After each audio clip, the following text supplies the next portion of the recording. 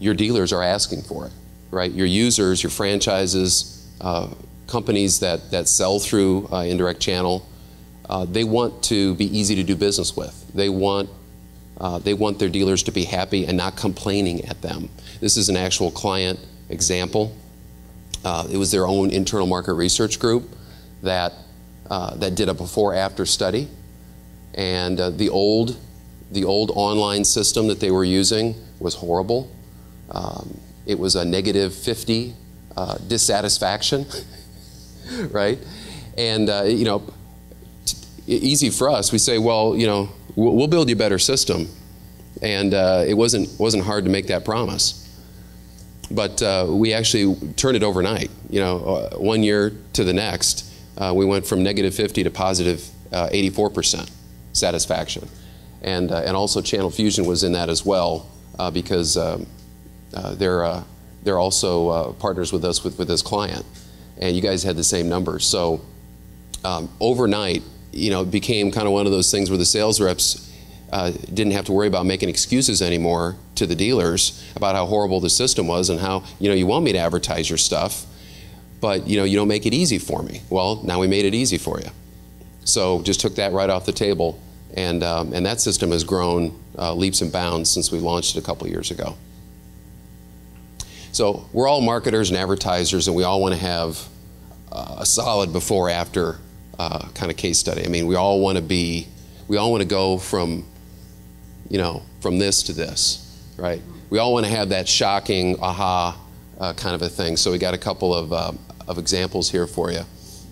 This is an actual client example where we have taken a previous online process and just migrating it into a more integrated, holistic system has resulted in a huge jump, about a 3x jump in direct mail volume.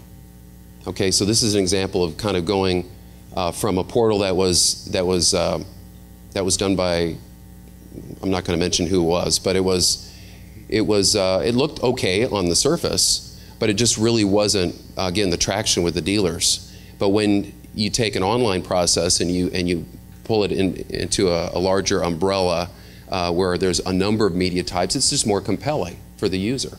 It's just you know, one password, you know, one set of navigation to worry, you know, to get familiar with. I mean, there's a lot of benefits of making a one-stop shop, and this is case in point. You know, you're trying to get your direct mail campaigns used out there in the channel. One way to do it is to make it easier for them, you know, to go through that process. This is an example of taking an offline process and transferring it to online. And a lot of people think, well, that's the kiss of death, right? Because the moment that you put something, that you transfer something onto the web, it might actually hinder use. You know, how many times have I heard, well, our dealers aren't that sophisticated. You know, you haven't, you know, everyone's got their horror stories about how challenged, I'll put it that way, how technically challenged the users are. And everyone thinks that theirs are the worst.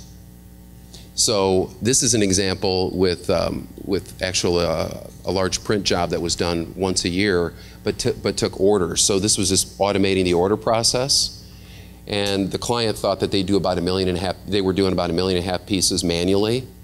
And the first year that we put this into the portal, they did about 12 million pieces.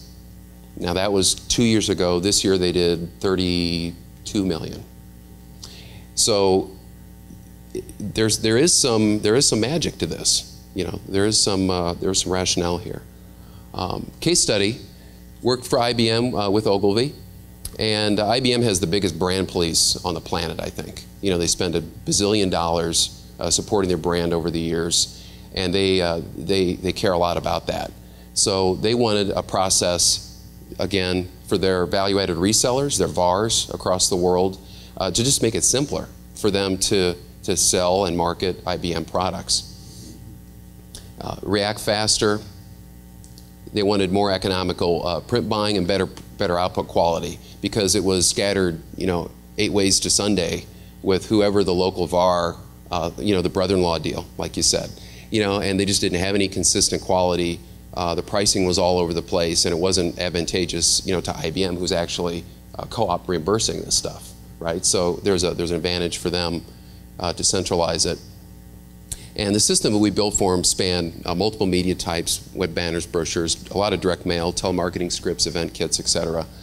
And we started doing that in 1999.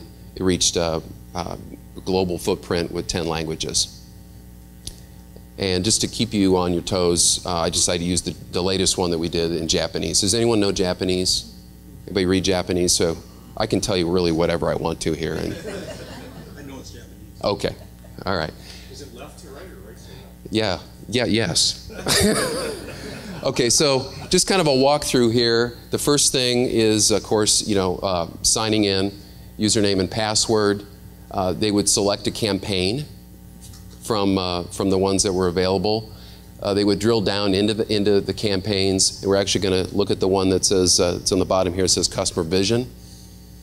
So I select that piece. There's some navigation where I'm just going to walk through whatever the personalization steps are.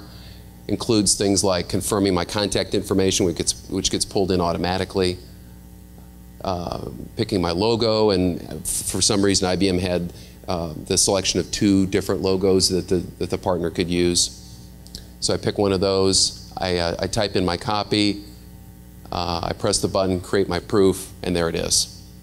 And that's an optimized PDF that was talked about earlier that would go right into the print stream, you know, right through to the iGens and out the door here. In this case, since this was with a printer in Tokyo, then it was an upload list and order type of process at the end. And you know, it's a bazillion yen or whatever it is down there to do 100 pieces. Okay? And the ability to schedule mailings and whatnot. This is actually ancient, you know, in web years. The stuff that we have, that we run with Quantum is light years better. But this is an actual case I could show you. But the proof in the pudding is, you know, when the VARs actually give you the feedback that says, you know, the old process with the brand police at IBM was so clunky that it took forever for us to actually create something, get it approved, and then actually execute it in the marketplace. And you take that long and kind of cumbersome process, and you can contrast it with something like this that says, wow, I could do this in like 15 minutes, and I could take advantage of an opportunity. And actually, I made a nice, tidy little sum because I could think on my feet. You know, I could be right there in my local market.